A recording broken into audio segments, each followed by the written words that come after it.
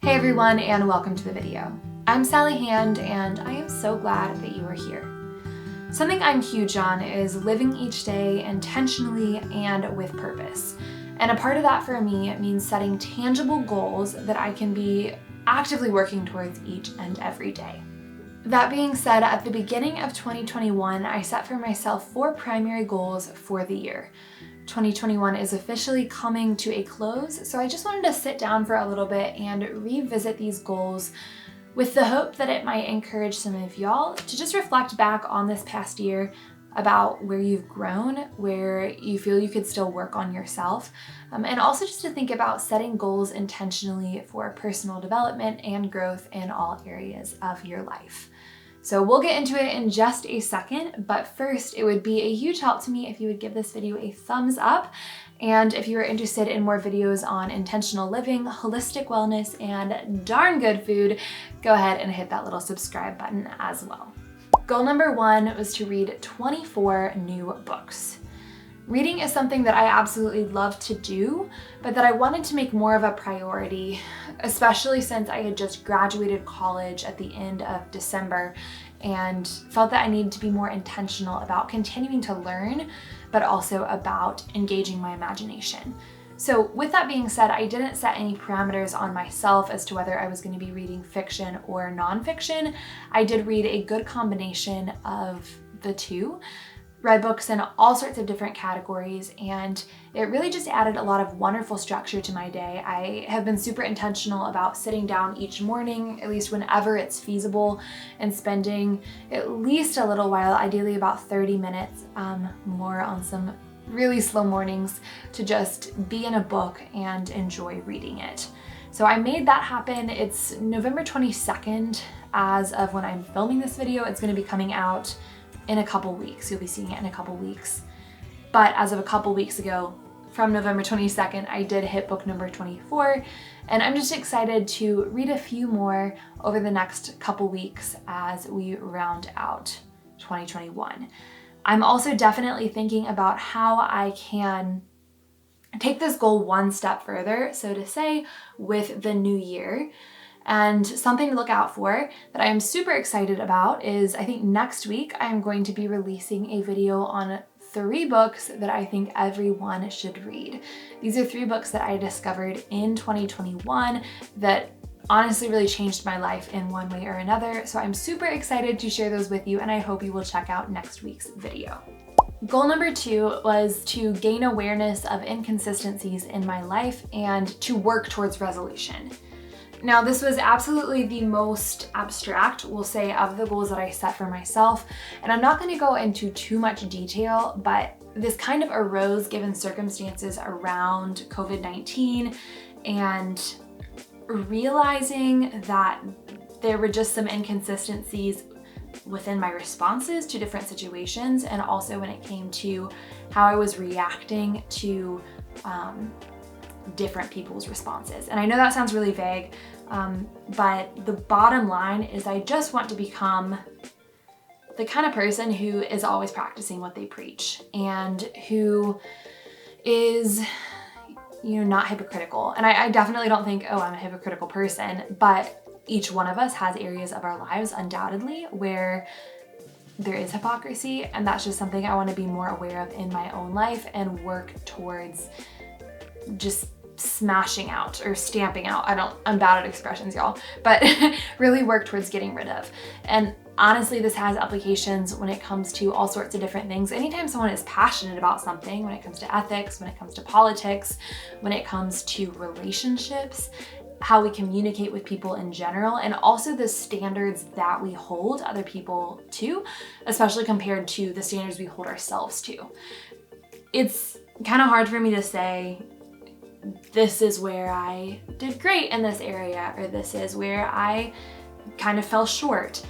But I think my overall takeaway is that it is something I've been a lot more intentional about and just mindful of, which is often the first step.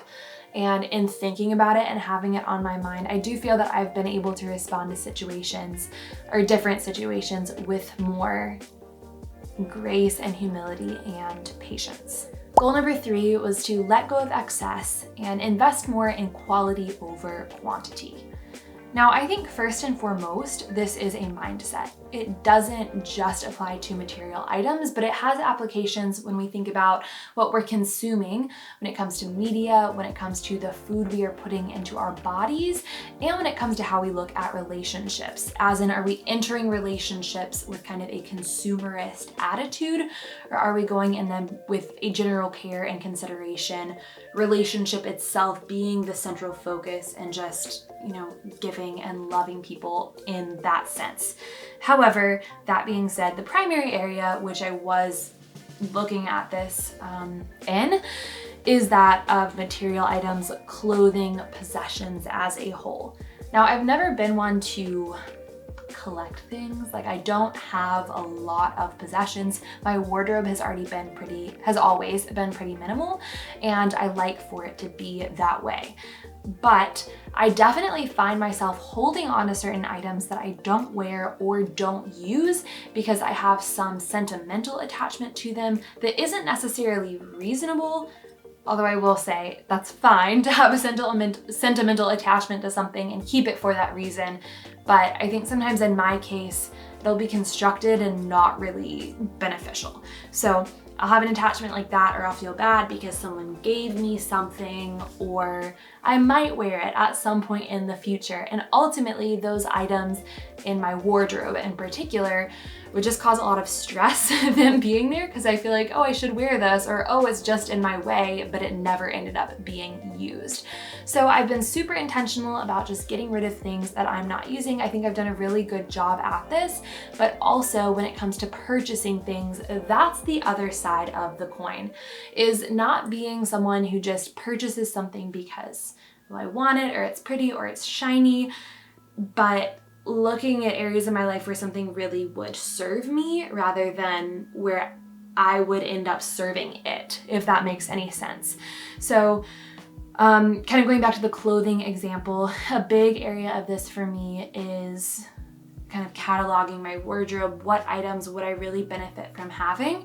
And then whenever it's possible, getting those items secondhand, or even being willing to pay a little bit more for them, getting them from a quality, ethical brand as opposed to something that is more in line with fast fashion. Now, I know that that's kind of a buzzword, or those are kind of buzzwords, especially when it comes to fast fashion and ethical shopping. And in part that's blown out of proportion and it becomes washed out, but in large part it really is important because we live in such a consumerist culture and we want more right now, and we don't tend to consider everything that is going into it and how it will affect the world as a whole, or our individual lives even as a whole. Not to say everything needs to become this big, existential decision, but being intentional about it, again, is the point. So that's kind of where I've been at with that fourth goal, is just letting go of things I do not need, purchasing intentionally, buying nice things secondhand whenever it's possible, but also being willing to pay a little bit more to get something from a better source, as opposed to just going and getting whatever I can get my hands on, the easiest. Hey y'all, future Sally hopping on here because somehow I completely forgot to record goal number 4, which is kind of fitting because this is the one that I really did the worst on, that being to be more intentional with my social media use.